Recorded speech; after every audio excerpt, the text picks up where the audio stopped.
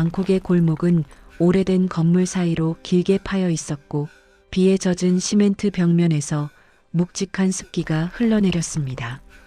저는 그 좁고 굴곡진 길을 조용히 따라가며 상황을 관찰하고 있었고 낯선 이국의 향이 배어있는 공기를 들이마시는 동안 제게 부여된 임무가 단순한 이동이 아니라 어떤 변수를 품고 있다는 걸 직감하고 있었습니다. 골목 바닥에 고인 빗물에는 간판 불빛이 흐릿하게 번지고 있었고 주변을 둘러보며 보폭을 느리게 조절할수록 누군가의 숨겨진 움직임이 공기 속에서 스치듯 감지되는 느낌이 들었습니다. 저는 이런 감각을 여러 해 동안 반복된 훈련 속에서 익혀왔기 때문에 아주 작은 진동과 속도, 변화로도 위협의 기운이 있다는 걸 알아차릴 수 있었습니다. 그리고 그 위협이 단순한 현지인의 시선이 아니라 저와 같은 목적을 가진 누군가의 움직임일 가능성이 높다는 사실이 점점 분명해졌습니다. 골목 끝 어둠 속에서 한 남자의 실루엣이 보이기 시작했는데 자세를 낮춘 채 움직임을 최소화하려고 했지만 그의 시선은 이미 제 쪽을 향하고 있었고 그 눈빛에는 싸움을 피할 수 없다는 흔들림 없는 결의와 동시에 자신이 여기에 온 이유가 명확하다는 사람의 집중력이 머금어져 있었습니다. 저는 그가 누군지 알 수 없었지만 현장에서 흔히 마주치는 용병이나 조직 관계자가 아니라는 확신이 들었고 그의 눈빛은 보통 사람이 아니었으며 실제로 발걸음의 무게를 숨기고 상황을 읽는 방식이 저와 비슷한 종류의 훈련을 받은 사람이라는 사실을 증명하고 있었습니다. 그와의 거리가 좁혀지면서 주변 건물 틈새에서 기척이 느껴졌고 저는 주의를 분산시키지 않기 위해 숨을 깊게 들이켰으며 골목 어둠 속에 숨어있던 그림자 두세 개가 천천히 움직이자 마치 우리 둘을 가운데로 몰아넣으려는 듯한 느낌이 밀려왔습니다. 저는 이 상황이 우연일 가능성을 배제했고 현장에 진입하면서부터 모든 출구가 계산된 구조물처럼 느껴졌다는 사실을 떠올렸습니다. 남쪽 사람이냐? 그의 한마디는 제게 확인 같은 것이었고 저는 자연스럽게 대응했지만 목소리는 차분함을 유지했습니다. 너는 왜 여기에 있지?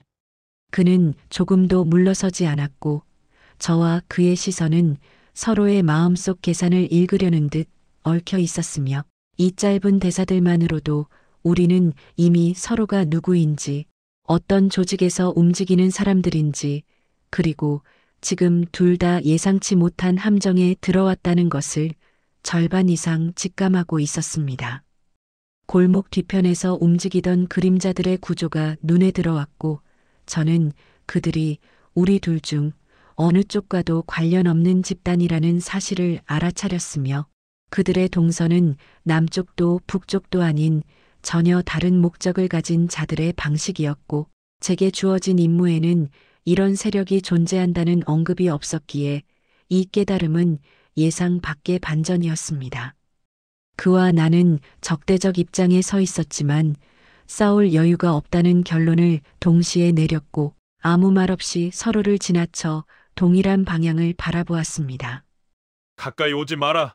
그가 짧게 말했지만 저는 그 말이 경고가 아니라 서로의 생존을 보장하기 위한 최소한의 약속이라는 걸 이해했고 필요하면 같이 빠진다. 제 대답은 거의 본능적인 결정이었지만 그 한 줄은 우리가 잠시 같은 편이 될 수 있다는 가능성을 열어둔 말이기도 했습니다. 비가 서서히 골목 위에서 흘러내리고 있었고 그 속에서 저는 처음으로 그 남자가 적일 수도 있지만 정말은 아닐 수도 있다는 사실을 느끼기 시작했으며 이 만남이 단순한 충돌이 아니라 앞으로 벌어질 모든 사건의 시작이라는 것을 나중에서야 이해하게 되었습니다. 비냄새와 습기 속에서 시작된 작은 균열이 우리의 경계를 무너뜨리기 시작했고 저는 그 균열이 제 운명을 송두리째 바꿀 것이라는 사실을 아직 알지 못했습니다. 우리는 골목의 끝을 지나 오래된 창고로 들어섰고 그곳은 비가 스며든 콘크리트 냄새와 기계 기름이 뒤섞여 무거운 공기가 감돌았으며 적막한 내부에 놓인 금속 컨테이너들은 오랫동안 방치된 것처럼 거칠게 녹이 올라 있었습니다. 저는 내부의 구조를 빠르게 살피며 이 공간이 기본적인 안전을 제공할 수 있는 환경이 아니라는 걸 직감했지만 뒤에서 접근하던 그림자들 덕분에 다른 선택지가 없었고 그 남자 한지훈이라는 사람은 공간의 왼편을 탐색하며 건물 벽면의 균열을 살피고 있었으며 그의 시선이 머무는 지점마다 작은 조각들이 흔들리듯 떨어져 내리며 이 건물이 단단하지 않다는 사실을 스스로 증명하고 있었습니다.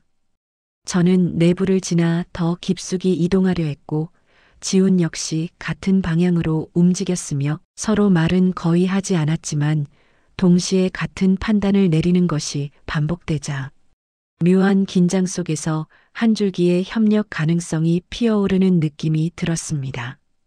통로 끝에는 좁은 방처럼 보이는 공간이 있었고 벽면에는 오래전에 사용된 전선이 뒤엉켜 있었으며 마치 이곳이 누군가에 의해 급하게 전력을 끊고 떠난 장소처럼 보였고 저는 전선 중 일부가 최근에 손상된 흔적을 발견하며 누군가 의도적으로 이 공간을 불안정하게 만들었다는 생각이 들었습니다.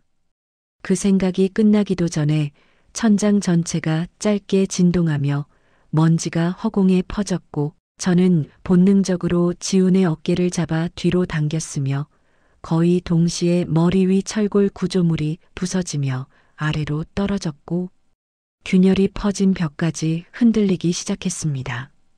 숨을 내쉴 틈도 없이 균열은 빠르게 확장되었고 결국 한쪽 벽면이 완전히 내려앉으며 통로를 막아버렸으며 우리는 압박되는 공기 속에서 몸을 낮추고 균열의 방향을 살피며 다른 출구를 찾기 시작했습니다.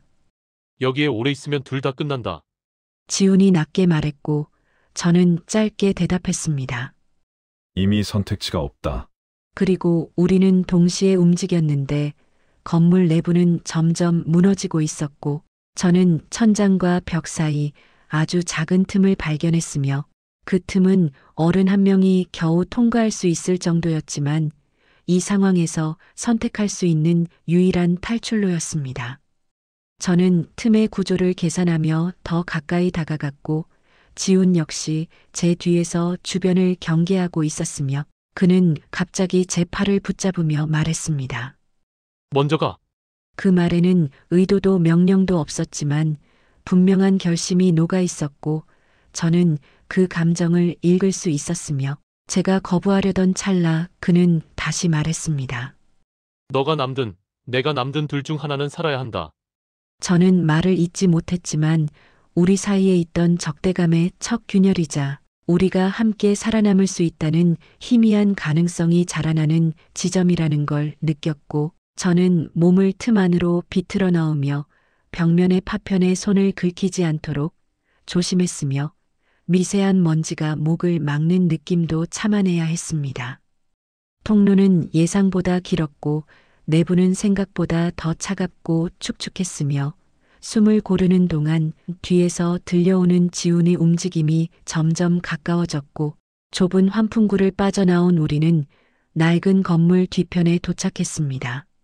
공기에서 눅눅한 금속 냄새가 사라지고 조금 더 맑은 바람이 스쳐 지나가자 저는 비로소 살아나왔다는 실감을 했지만 탈출의 안도감도 잠시 건물 외벽에 남겨진 작은 붉은 표식을 보며 저는 바로 알 수 있었습니다. 그 표식은 제가 속한 조직도 그의 조직도 사용하는 방식이 아니었고 완전히 다른 세력의 암호였으며 우리가 건물 안으로 들어가던 시점부터 이미 감시당하고 있었다는 증거였고 이 임무가 단순한 실패가 아니라 철저히 기획된 덫이었다는 사실을 의미했습니다. 적대하던 남한 요원보다 지금 이 상황을 만든 미지의 세력이 더 위험한 존재라는 사실이 명확해졌고 이렇게 우리는 서로를 향한 적대심 대신 같은 적을 마주한 사람으로서 첫 번째 선택을 해야 했으며 저는 처음으로 이 사람과의 동행이 피할 수 없는 길이라는 것을 느끼게 되었습니다. 건물 뒤편으로 빠져나온 우리는 잠시 그 자리에 멈춰 섰고 벽면에 붉은 표식이 보여준 정보는 예상보다 더 큰 의미를 담고 있었으며 그 표식을 인식하면서 제 등뼈를 타고 내려가는 차가운 감각을 억누르기 어려웠습니다.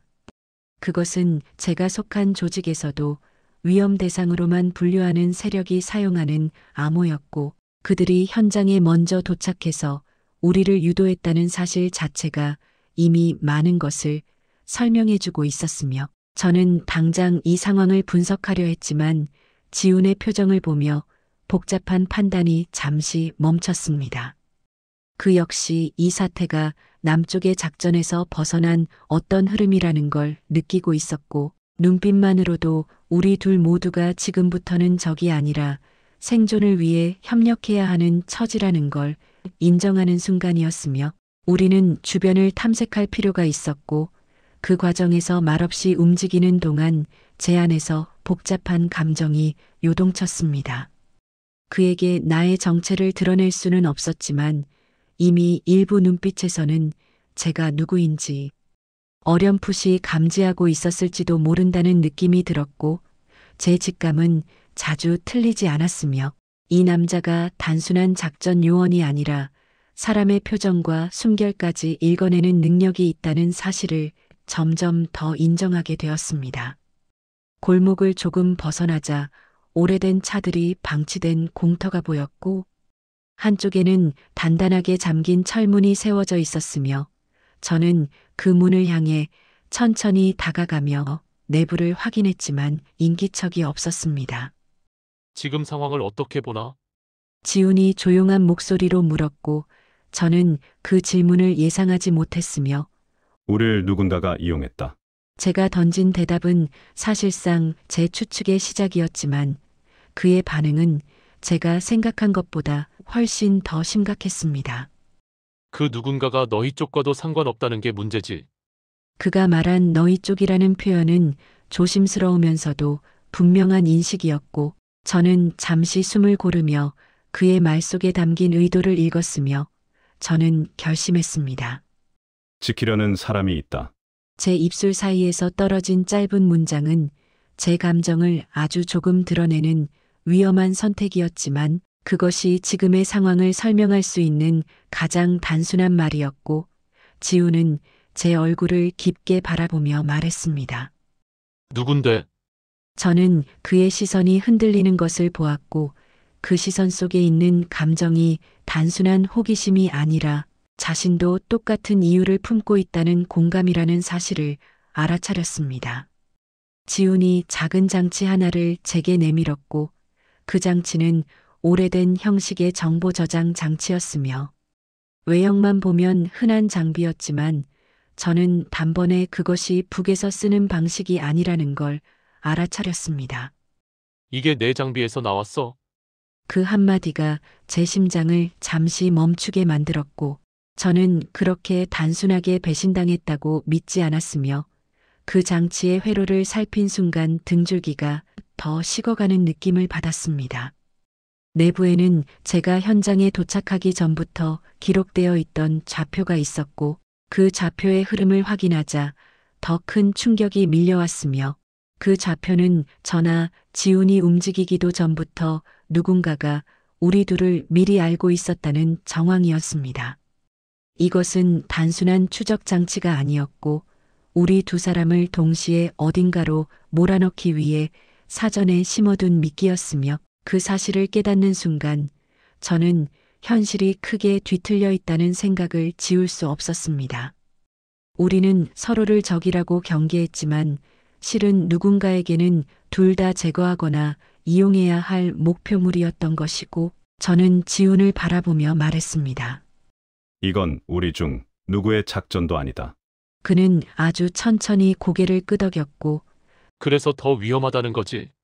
이렇게 우리 사이 첫 번째 진짜 반전이 드러나는 순간이었으며 우리를 감싸던 적대감이 조금씩 깨지며 우리는 같은 방향을 바라보게 되었고 이 결심이 앞으로의 모든 선택을 바꾸게 되었으며 나는 앞으로 그와 함께 살아남을 수밖에 없다는 사실을 처음으로 인정하게 되었습니다. 폐건물을 벗어나 도심 외곽까지 이동하는 동안 우리는 누구도 먼저 말하지 않았지만 침묵이 불편하게 느껴지지는 않았고 서로의 숨소리와 발걸음만으로도 어느 정도 의사 교환이 가능하다는 것이 점점 분명해졌습니다. 저와 지우는 각기 다른 방식으로 주변을 경계했고 그 과정에서 서로의 동선을 의식하며 간격을 일정하게 유지했으며 그 거리 안에는 적이 아니라 동등한 생존자로서의 조심스러운 신뢰가 조금씩 자리 잡고 있었고 저는 그 변화가 제 안에서도 예상보다 빠르게 일어나고 있다는 사실에 스스로 놀랐습니다.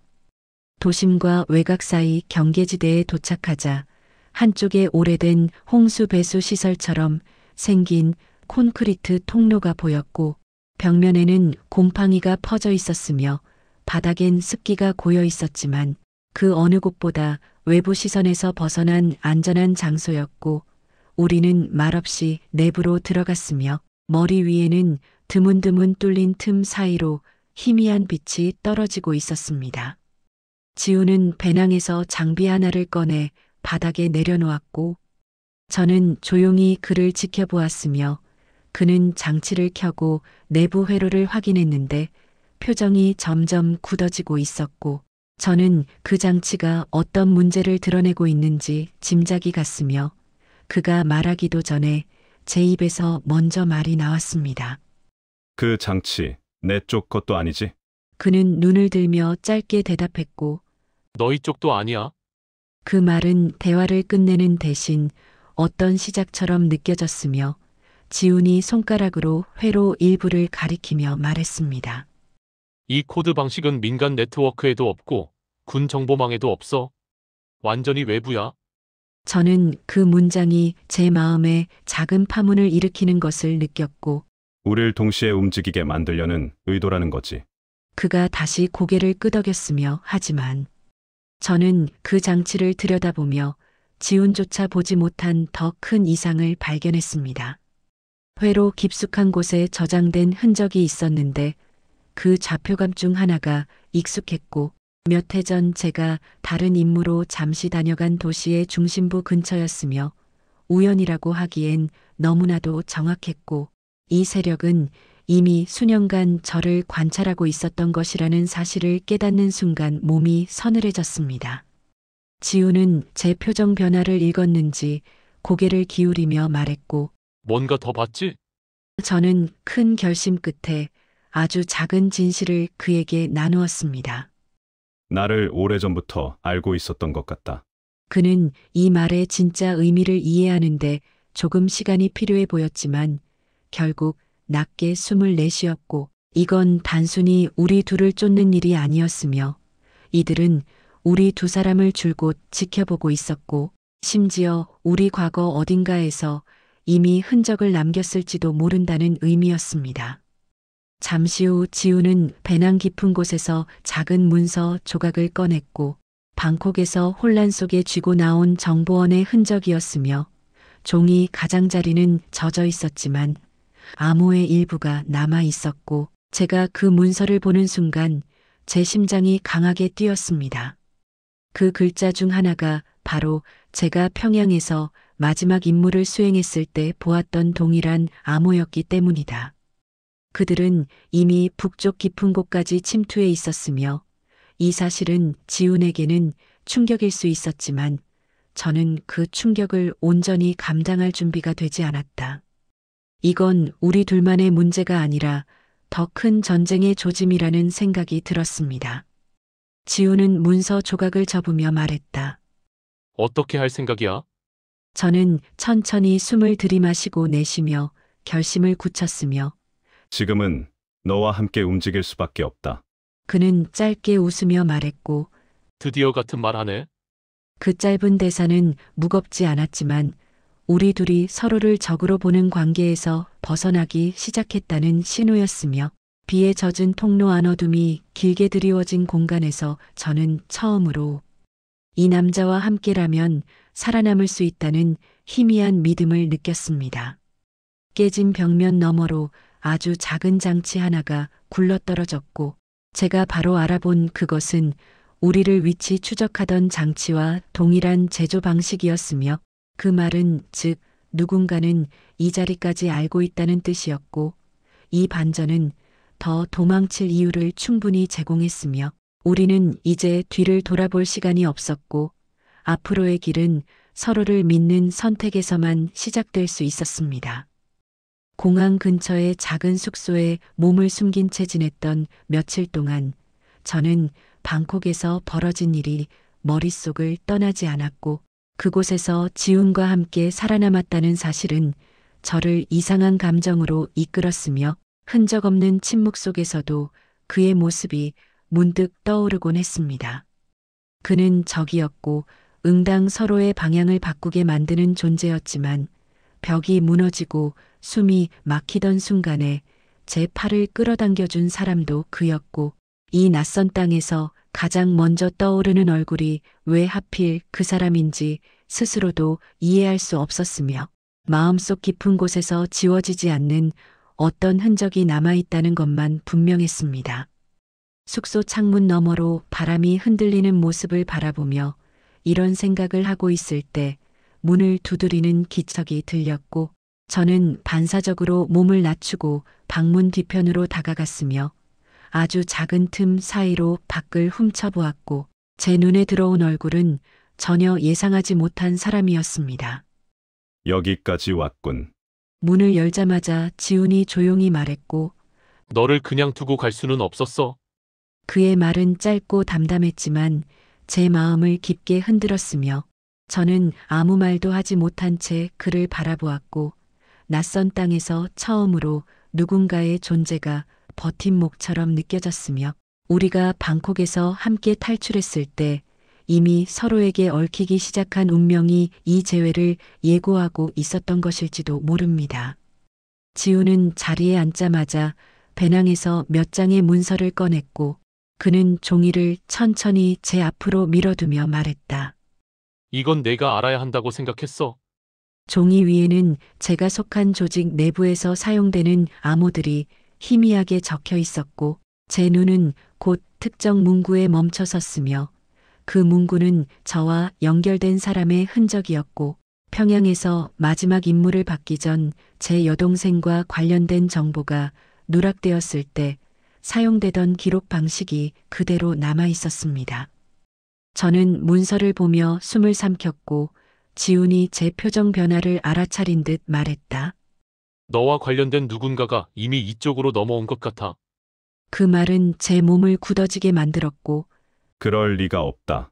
제가 낮게 내뱉자 지훈은 천천히 종이를 접으며 말했으며 단순한 추적이 아니야. 너와 내 과거를 아는 누군가가 움직이는 것 같아. 그 말은 제가 마음속 깊은 곳에 묻어두었던 두려움을 정확히 건드렸다. 지난 몇 해 동안 여동생의 생사조차 확인하지 못한 채 임무에만 몰두해 왔으며 어느 순간부터는 그녀와 관련된 기록이 조직 내부에서 완전히 삭제되듯 사라졌다. 저는 이 사실이 오래전부터 마음을 짓누르고 있었지만 그에 대해 말할 누구도 없었으며 그런데 지금 이 남자가 제 앞에 그런 정보를 들고 나타난 것이고 알 수 없는 감정이 밀려와 숨이 잠시 막히는 느낌을 받았습니다. 지훈은 잠시 뜸을 들이더니 말했고 그리고 너희 쪽에서 사라진 그 사람. 아마 한국에 있을 가능성이 있어. 그 말은 제 세계를 뒤집어 놓는 반전이었으며 제가 지난 수년 동안 찾지 못한 여동생이 이곳에 있을지도 모른다는 말이었다. 이 사실은 제가 지금 왜 여기에 있는지 그리고 앞으로 무엇을 해야 하는지 완전히 바꿔버리는 정보였습니다. 지훈은 제 혼란을 지켜보며 조심스럽게 말을 덧붙였고 확실하진 않아. 하지만 너와 얽힌 사람이 한국에서 모습을 드러냈다는 건 맞아. 저는 더 이상 두려움을 숨길 수 없었으며 이곳에서 다시 태어난 듯 살아갈 수 있다는 가능성과 잃어버린 가족에 대한 희망이 동시에 저를 흔들고 있었기 때문이고 지훈은 마지막으로 말했습니다. 너 혼자서는 절대 찾을 수 없어. 그래서 내가 다시 온 거야. 그 문장은 방콕에서 흔들리던 철골보다 더 세게 제 마음 한가운데를 울렸고 저는 처음으로 이 남자를 단순한 남쪽 사람이 아니라 내가 믿을 수 있는 단 한 사람으로 받아들이기 시작했으며 이 재회가 앞으로 어떤 길을 열지 그건 이미 돌이킬 수 없는 선택이었습니다. 지훈의 안내를 따라 처음 발을 디딘 한국의 거리는 어색한 평온함을 풍기고 있었다. 건물 외벽은 정돈되어 있었으며 길가에는 조용한 일상의 냄새가 남아 있었고 저는 그런 장면을 오랫동안 상상만 해왔지만 실제로 눈앞에서 마주하니 낯설고 묘한 감정이 들었습니다. 이 땅은 제가 태어난 곳도 아니고 그렇다고 완전히 이질적인 나라라고만 느껴지지도 않았으며 마치 잃어버린 무언가를 되찾는 길목에 서 있는 듯한 혼란이 천천히 마음속으로 스며들었습니다. 지우는 저를 어느 허름한 골목으로 데려갔고 오래된 건물 2층에 위치한 작은 사무실 안으로 들어갔다. 그곳은 외부에 알려지지 않은 보호 공간이었고 조용한 공기 속에서 우리가 말해야 할 것들이 남아 있었습니다. 책상 맞은편에는 조용한 기척 하나 느껴지지 않았지만 방 한편의 테이블 위에는 종이와 파일이 정리되어 있었고 어딘가에서 사람 냄새가 희미하게 남아 있었으며 저는 그 냄새가 누구의 것인지 알 수 없었지만 묘하게 흔들리는 감정이 제 안에서 피어오르고 있었습니다. 곧 누가 올 거다. 지훈이 말하자 저는 무의식적으로 몸을 곧게 세웠고 내가 찾는 사람과 관련 있을지도 몰라. 그 말은 제 심장을 조용히 무너뜨리는 듯 했으며 손끝이 미세하게 떨리는 것을 숨기기 어려웠습니다. 문이 조용히 열렸고 들어온 이는 지훈이 언급한 그 사람이 아니었지만 제 세계를 완전히 뒤흔들 존재였으며 그녀는 지훈의 여동생이었고 조용한 얼굴에 아주 작은 움직임에도 주변 공기를 부드럽게 바꿔놓는 사람이었으며 그 부드러움이 이 공간을 갑자기 따뜻하게 만드는 듯했고 그녀가 들어온 순간 저는 말하지 않아도 알 수 있었습니다. 안녕하세요, 혹시 그분이죠? 그녀의 목소리는 조심스러웠지만 따로 꾸며진 감정이 없었다. 그 진심이 고스란히 전해졌으며 저는 말이 잘 나오지 않았고 예, 그 한 줄이 제 모든 긴장감과 불안을 드러내는 말이었습니다. 지훈이 우리 둘을 번갈아 보며 말했고 철강. 이쪽은 내 동생이다. 그 말은 단순한 소개였지만 제 세계를 두 번 흔드는 파문 같은 문장이었으며 그녀는 제게 따뜻한 차를 건네며 말했고 지훈 오빠가 이야기해줬어요.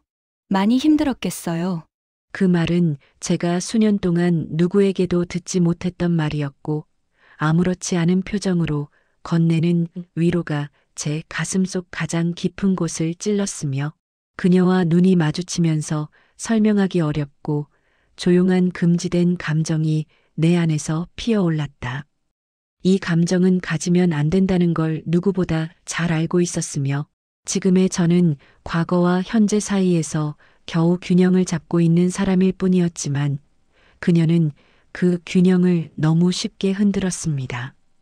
조금 뒤 지우는 자리를 잠시 비웠고 방 안에는 저와 그녀만 남았으며 그녀는 조용히 제 앞에 앉으며 말했다. 혹시 찾고 있는 가족이 있으시다고 들었어요.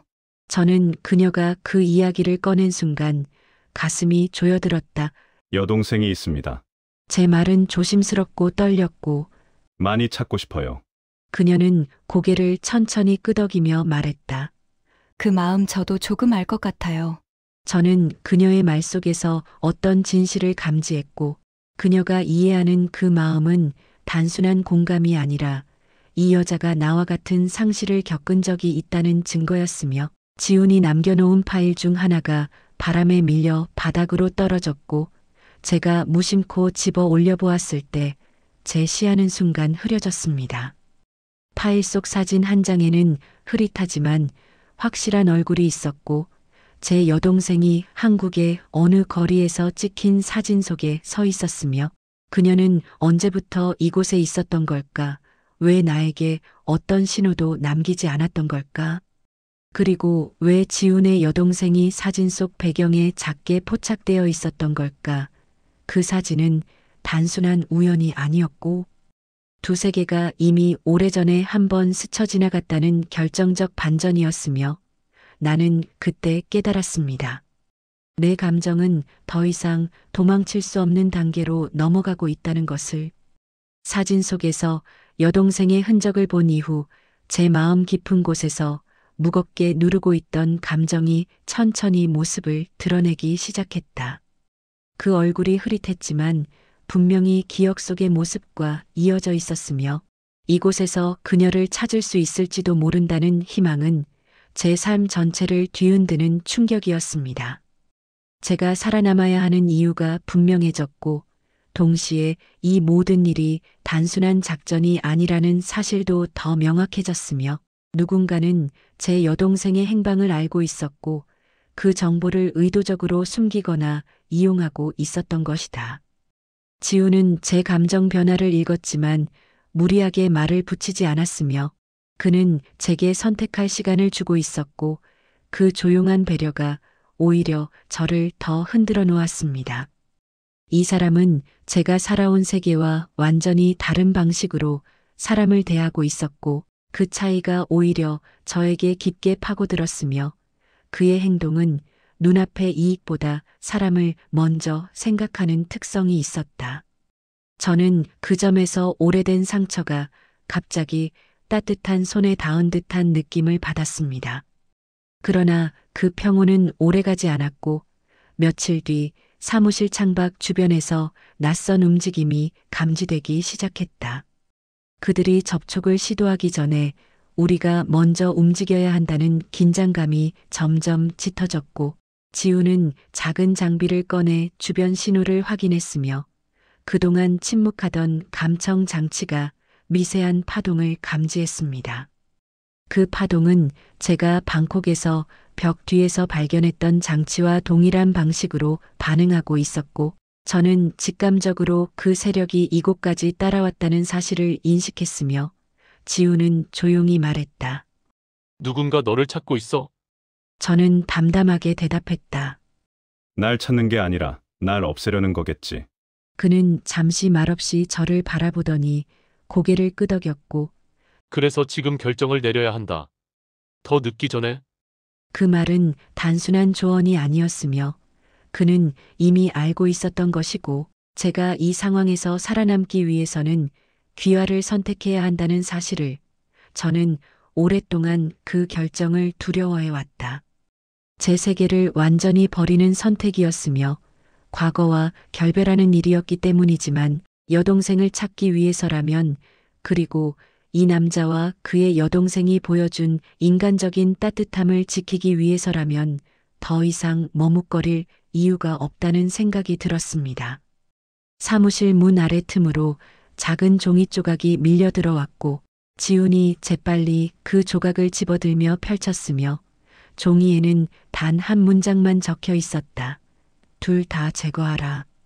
그 문장은 조직적 명령이 아니라 누군가가 암시처럼 남긴 경고였으며, 그 필체는 제가 익히 알고 있는 방식이 아니었다. 이 문장을 적은 이는 제 조직도 남쪽의 조직도 아닌 오랫동안 어둠 속에서 움직였던 세력의 흔적이었으며, 그 종이는 분명한 메시지였고, 그들은 더 이상 감시만 하지 않고 이제 직접 제거 단계로 넘어갔다는 의미였습니다. 지우는 숨을 길게 내쉬고 말했다. 이제 선택이 아니라 생존 문제야. 저는 그를 바라보며 중얼거렸고, 나 혼자 감당할 수 없다. 그는 잠시 눈을 감았다가 천천히 말했다. 우리는 둘이야. 그리고 너는 내 가족이 될 사람을 지켜줘야 하지 않겠어? 그 말은 예상치 못한 깊이를 가지고 있었고, 그가 말한 가족에는 제 여동생도 그의 여동생도 그리고 어쩌면 저도 포함되어 있는 듯한 감정이 느껴졌으며, 저는 처음으로 이 남자가 왜 여기까지 와서 나를 데려간 것인지 명확하게 이해했다. 그것은 단순한 의무나 임무가 아니라 마음에서 비롯된 선택이었습니다. 지훈의 여동생이 조심스럽게 말했고 사실 그 종이 제가 본 적 있어요. 저는 놀라서 그녀를 바라보았으며 언제? 그녀는 주저하다가 입을 열었다. 오래전에요. 어떤 사람이 건네주고 사라졌어요. 지훈이 얼굴을 굳혔으며 어떤 사람이었어? 그녀는 떨리는 목소리로 대답했다. 철강 씨 여동생과 같이 있던 남자요.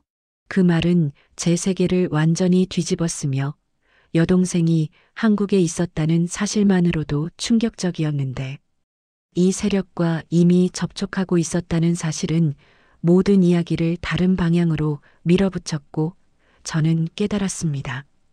저와 지훈이 쫓기고 있는 이 일의 중심에 제 여동생이 서 있을지도 모른다는 것을 우리는 더는 물러설 수 없는 상황으로 들어가게 되었다.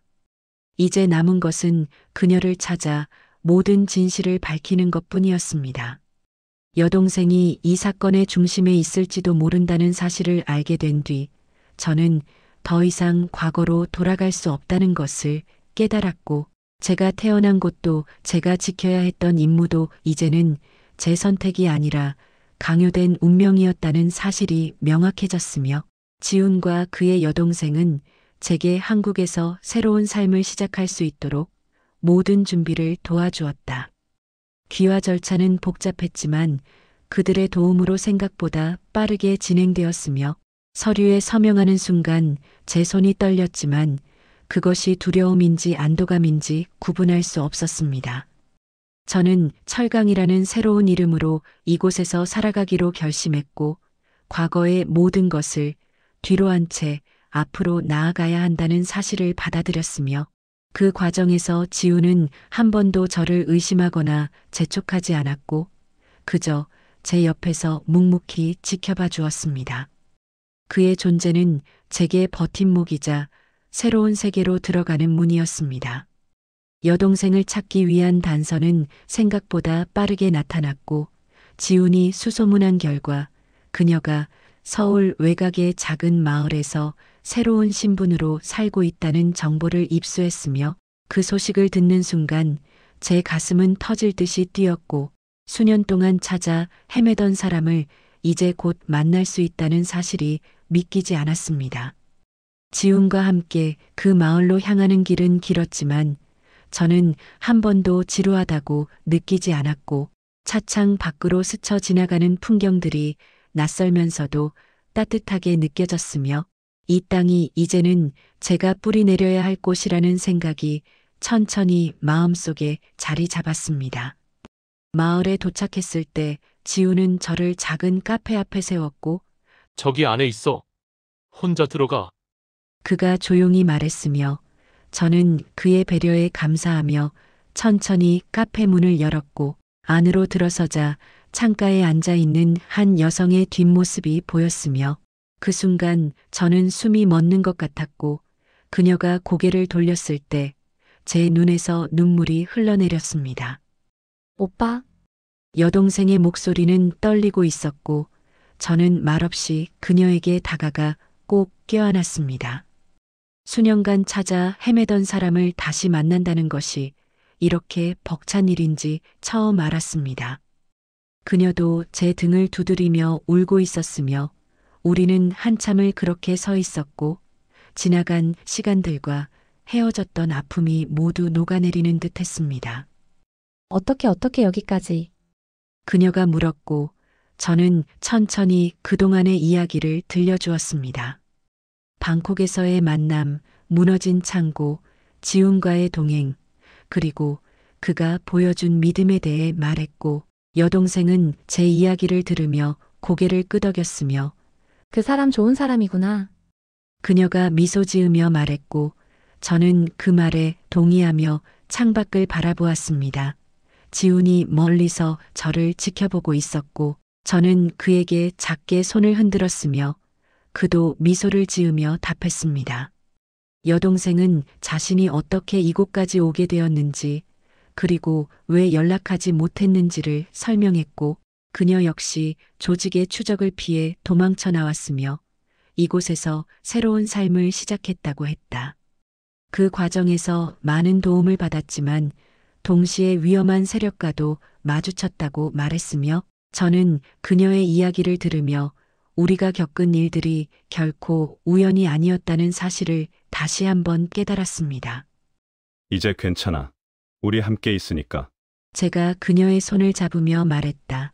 그녀는 고개를 끄덕이며 눈물을 닦았으며 우리는 더 이상 도망치지 않아도 된다는 안도감을 나눴고 이곳에서 진짜 우리의 삶을 시작할 수 있다는 희망을 품었습니다. 카페를 나와 지훈에게 다가갔을 때 그는 조용히 미소 지으며 말했고 잘 됐네. 이제 진짜 시작이야. 저는 그의 말에 깊이 공감했으며 과거의 모든 것을 뒤로하고 앞으로 나아갈 준비가 되었다는 사실을 느꼈다. 지훈과 그의 여동생, 그리고 제 여동생과 함께 만들어갈 새로운 미래가 기다리고 있었습니다. 그로부터 몇 달 뒤, 저는 한국에서 완전히 정착했고 작은 사업을 시작하며 평범한 삶을 살아가기 시작했습니다. 지훈은 여전히 제 곁에 있었고 그는 단순한 동료를 넘어 제 인생에서 가장 소중한 사람이 되었으며 그의 여동생과 제 여동생도 친구가 되었고 우리는 마치 하나의 가족처럼 함께 시간을 보냈습니다. 어느 날 저녁 4명이 함께 식사를 하던 중 지훈이 조용히 말했다. 철강, 내가 여기 온 게 정말 잘된 일 같아. 저는 그의 말에 미소 지으며 대답했습니다. 나도 그렇게 생각해. 너를 만난 게 내 인생 최고의 행운이야. 그 말은 진심이었고 만약 방콕 골목에서 그를 만나지 않았다면 저는 아직도 어둠 속에서 헤매고 있었을 것입니다. 그가 보여준 믿음과 따뜻함이 저를 이곳까지 이끌었고 이제 저는 더 이상 과거에 얽매이지 않으며 앞으로 펼쳐질 새로운 삶을 온전히 받아들일 준비가 되었습니다. 비가 내리던 방콕 골목에서 시작된 우리의 이야기는 이렇게 한국의 따뜻한 저녁 식탁에서 새로운 장을 열었고 저는 이 순간이 진짜 제 삶의 시작이라는 것을 알았으며 앞으로도 이들과 함께 걸어갈 길이 멀다는 사실에 감사했습니다.